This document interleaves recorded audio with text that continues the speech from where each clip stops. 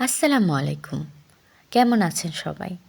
আজকে আমি আপনাদের সাথে আমার মায়ের হাতের একটা রেসিপি শেয়ার করতে যাচ্ছি। সেটা হচ্ছে শীতের সবজি দিয়ে শুঁটকি মাছের চচ্চড়ি। আর এই রেসিপিটা করতে আমার যা লাগবে সেটা হচ্ছে পেঁয়াজ, কাঁচামরিচ, রসুন, শুঁটকি মাছ এগুলো আমি আগে থেকেই পরিষ্কার করে ধুয়ে কেটে রেখেছি। আর সাথে লাগবে টমেটো, আর যে সবজি আমি রান্নাতে ব্যবহার করব সেগুলো।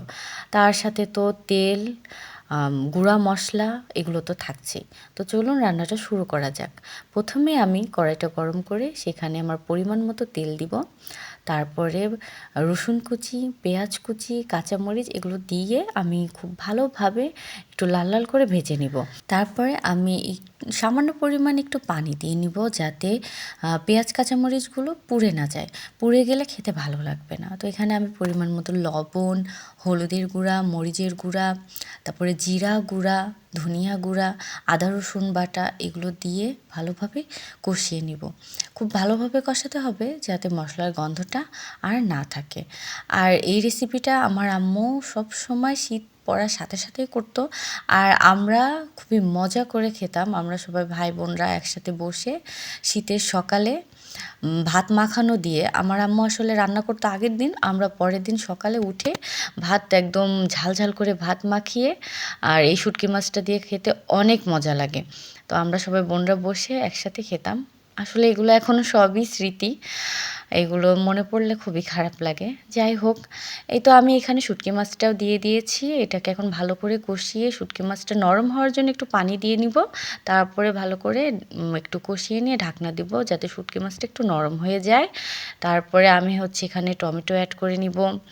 তারপরে কেটে রাখা সবজি এখানে আমি হচ্ছে বেগুন, আলু, সিম দিয়েছি। আমার আম্মু এখানে বাঁধাকপি দিত, মূলা দিত। যে এই দুইটার একটা আমার আজকে বাসায় নেই, তাই আমার যেটা বাসায় ছিল ওই দিয়েই আমি রান্নাটা করে নিচ্ছি। আপনারা অবশ্যই দিয়ে নেবেন, তাহলে খেতে কিন্তু আরেকটু ভালো লাগবে। আর হ্যাঁ, ফুলকপিটা এটার মধ্যে দিবেন না। ফুলকপিটা দিলে কেন জানি টেস্টটা আমার কাছে অতটা ভালো লাগে না, তো না দেওয়াটাই ভালো। এই তো আমি এখন সব সবজি দিয়ে ভালো করে কষিয়ে নিব।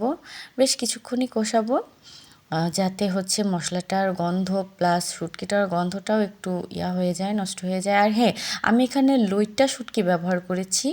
আপনাদের পছন্দ মতো যে কোনো শুটকি দিয়েই কিন্তু এই রান্নাটা করা যায়।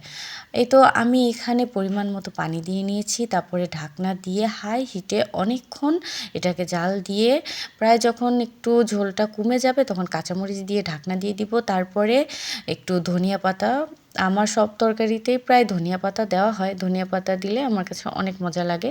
তো ধনিয়া পাতাটা দিয়ে আমি নেড়ে চেড়ে খুবই সুন্দর করে ঢাকনা দিয়ে নিব। আর তারপরে অনেকক্ষণ জাল দিব যতক্ষণ না একদম পানিটা শুকিয়ে যায়। আর পানি যদি থেকে যায় তাহলে কিন্তু ভালো লাগবে না। একদম পানিটা শুকিয়ে নিতে হবে। এই তো আমার রান্নাটা কমপ্লিট। আমার ভিডিওটা যদি আপনাদের কাছে ভালো লেগে থাকে অবশ্যই আমার পাশে থাকবেন, আমাকে লাইক, কমেন্ট, শেয়ার করে দিবেন। আর হ্যাঁ, ফলো তো অবশ্যই দিবেন। আল্লাহ হাফেজ।